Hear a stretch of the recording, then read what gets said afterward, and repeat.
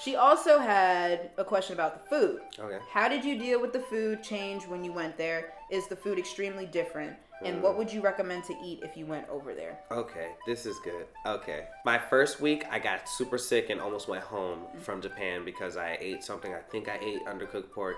I might have drank a soda from a machine that was old and not used in years. That might have been what happened. How does that happen? I wish I could explain. It looks like it's not supposed to be used, So why would but you no one says it, and it's not obvious. So you like, oh, this is the only melon soda thing. I swear to God, open. only Like, that would happen. But anyways, let's not get specific. Anyways, I was sick for like a week, and I almost went home, but I said, you know, I'm gonna tough it out, see what happens when I get better. So at first I was like, the food's gonna be horrible. But grocery shopping is very easy. I feel like the meat is way better. They sell Wagyu beef in packages. In every store basically, so you can get good cuts of meat, even though it's a little expensive. You can get good cuts of meat. You guys cooked a lot at your dorm, right? I cooked a lot all the time. I didn't. I went out. There you go. I cooked a lot. In regards to adjusting myself to the food, it was not hard at all. I love ramen. I was eating ramen like every day. It's cheap, delicious, but it's oily, so you can't have it every day. But if you're like me, you can figure out a way. That's how I was like with samgyeopsal. Yeah, well, there you go. Which is pork belly, which is Korean meat. I bet it's so good. Oh my God. But yeah. Was it extremely different? Simply, yes. Most of the food is different in Japan. The convenience store stuff is different. They sell like waffles pre-made in like at 7-Elevens and stuff with like butter in the middle. Yeah, like you can just buy it and eat it. They sell all types of different things in Japan. And they sell like onigiris and what's it called? The tuna-filled rice triangle, onigiris. Oh, they have triangles. those in Korea too. Okay, yeah, exactly. See, they don't do that here though, you know. They don't. And they have bentos everywhere, like pre-made bentos everywhere. Every convenience store, everywhere. So that was the extremely different part. Yes, it is extremely different in Japan, but you can get used to it because it's not like the cuisine's completely different. It's just a completely different setup. Well, honestly, I had good ramen everywhere, so I don't know what I would recommend. But I remember going to Tokyo for 2 weeks, and at Hatsuya Station in Shibuya, Tokyo. That's very specific. Yes. I can't give y'all specific. Right outside of Hatsuya Station in Shibuya, Tokyo, there is this amazing ramen shop that was right outside of my Airbnb. And they sell this pork broth ramen, and it was so good. That's really good. God. And it was, they got these big pieces of nori on it. And they have the Look at him, big.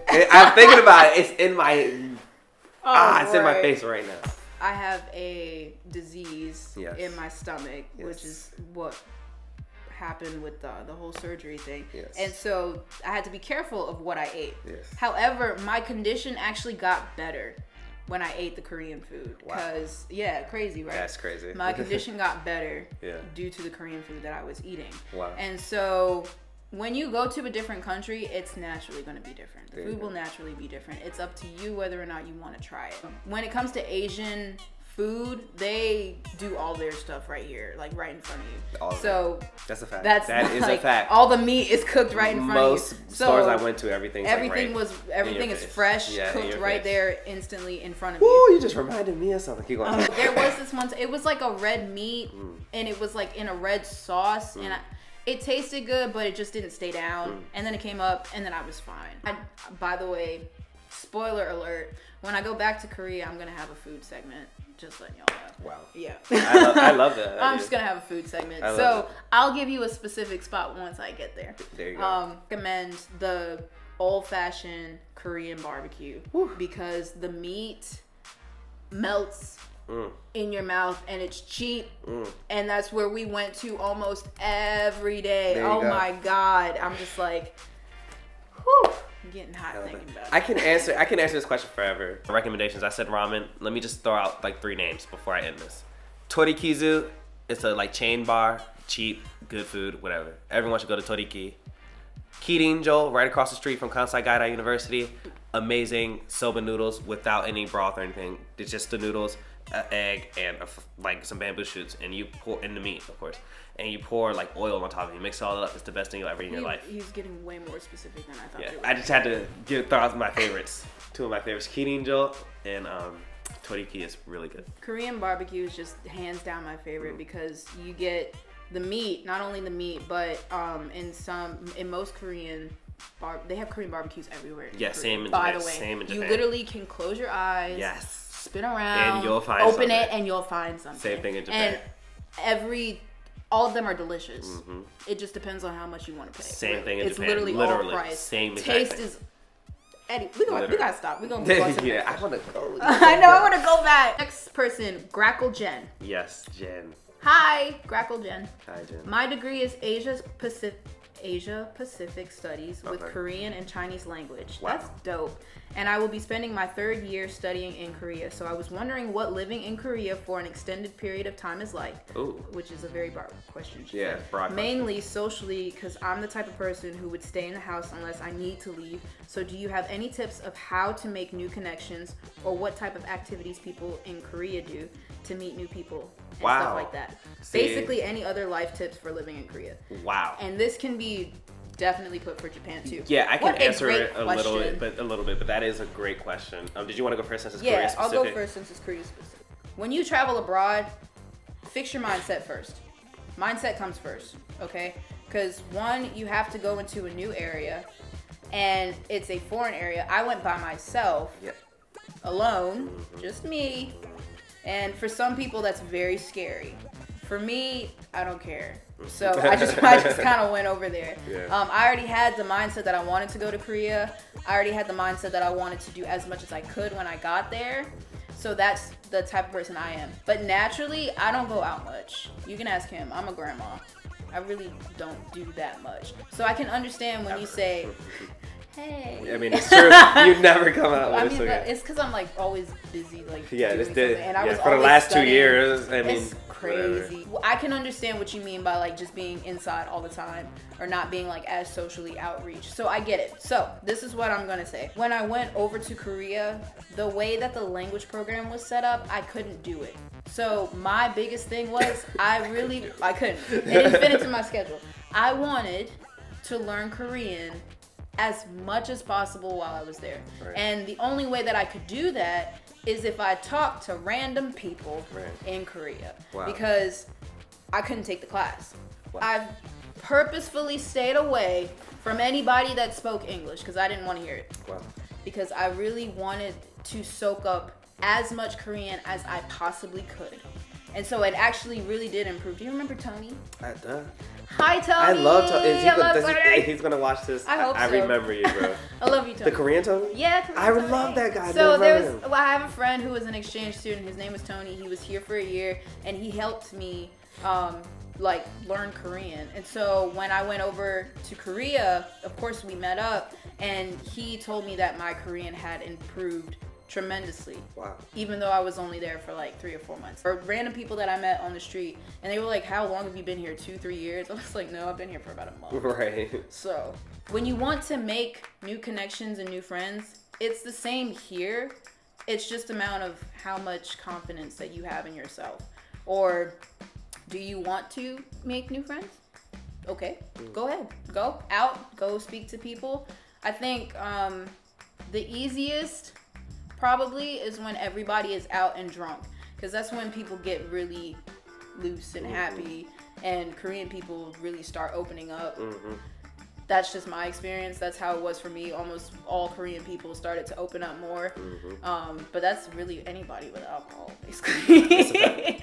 Disclaimer, we're of age, so I don't hear it. Yeah, I'm good. I had to force myself to go out, but there was always something new to do. I always wanted to learn about something. I always wanted to go find a new place, and I always wanted to like make a mark somewhere that I could put like on a map, or I could journal or something. So that was a personal thing for me to go out and do something. And I think once you're there, you're gonna have an itch to go out. You're not gonna want to stay inside. Like, it's gonna kind of be contradicting to go all the way over there and to not want to go out. So, and Korea is just such a beautiful country, and it has so many things that you can go and discover that has like no type of correlation or even thought here in America, like a dog cafe. I had no clue those things existed until I went over to Korea. They don't exist out here. Yeah, they don't exist. I was like, what? You keep telling me I can buy a coffee and go play with dogs for 2 hours? Are you kidding me? Like, when I discovered that, I was like, oh my God. And so things like that, like, you literally will just find something new. And if you can't, Google it. That's a fact. Travel logs or get a travel guidebook, and you can be like, okay, I want to go to this place or I want to go to that place. So I would say, like, try to make a list of places you want to go to. As for friends, you're naturally going to meet people. You're naturally going to talk to people. I would say it would be easier to go to a country if you know a little bit more of the language, because it helps you personally get around. But it's not impossible if you don't know the language. So that's my spiel. I think there's a fine line. Line is between rather you're going to either stay in a dorm or do a homestay. If you're introverted and you don't need friends to have a good time and you do a homestay, you're probably not going to meet many friends. You're probably going to go to campus, go home. You might meet somebody to study with during a class that you take, and you might make 1 or 2 friends. But realistically, if you're an introvert, it's probably going to stay that way if you do a homestay. But I'm telling you now, if you for some reason stay in a dorm, the way the setting works, you're going to be forced to interact with people. You may not make friends still. You might be a little standoffish. That's all good. I'm telling you now, there are going to be instances where you're going to be forced to communicate with people. You're going to be cooking. You might have a roommate. Your roommate might be your best friend. Naturally, that's usually how you start things off. If you go alone, especially, your roommate becomes like your person. Really fine. I had plenty of friends in Japan who stayed the way they were, introverted, still had a good time. I talked to them every now and then, but they always did their own thing. Plenty of friends when I went there, met plenty of people. I was through and through social. I never had a introverted sort of issue. If and only if you are convinced that no matter what happens, your personality will remain the same. You know yourself well enough, and you know that you like to gather between your own things. You don't think you will get along well with many people because you're just a specific type of person. Then I would recommend you shoot for a dorm setting, and I would recommend that you shoot for that experience where you're forced to be more social. I just feel like you'll have a better time. Better experience. Also, though, something too, you don't have to go out every single day. That's a fact. Like, there were times where I went to the convenience store, I got chocolate milk, no, I got regular milk, I got a bag of cereal, I went back upstairs and I watched Running Man for like 4 or 5 hours because I just wanted to stay inside. Sometimes you just want to stay inside, and that's completely okay. There is nothing wrong with that. If you're gonna go all the way to Korea, go all the way to Korea. You know? Like basically that's it. Know? Like, if you're gonna go to a study abroad, go to a study abroad. There you go. Try your best to come out of your shell. I will say this, when you study abroad, you figure out what kind of person you are, because you're going to be put into a foreign environment with foreign language, with foreign rules that you have to learn yourself, and you have to adapt to your area.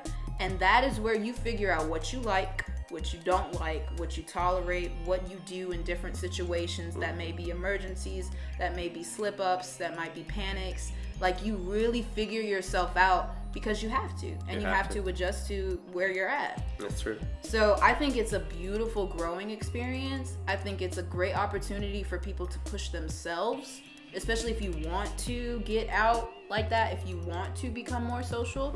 But I think the homestay and the dorm also really that point, it does matter, right? Really do. I think it matters. Take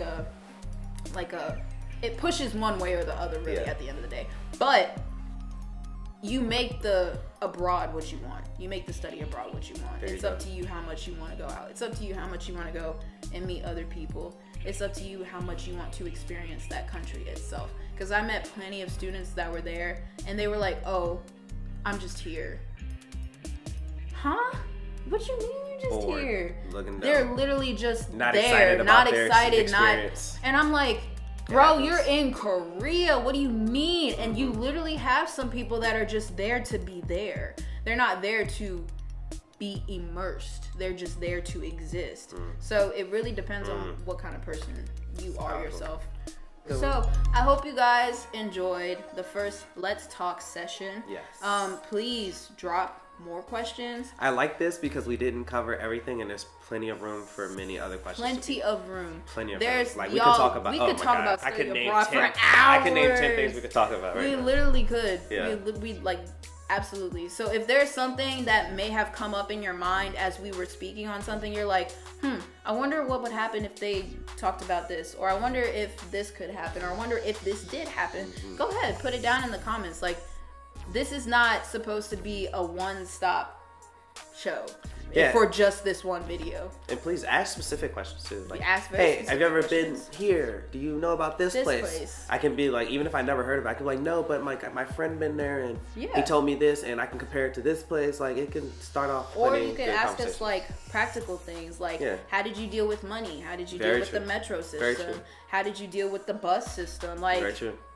Use us as much of a reference as you can. Thank you so much. I'm so excited to start these new segments, and please, please, please drop questions, even if it's like one question. I don't care. We're gonna read it, and we're just gonna start getting this subject in the channel, and this is exciting for me, so yay. I like it. I'm excited just as much. I have nothing much to say. I'm excited. Yay. Bye guys. See ya.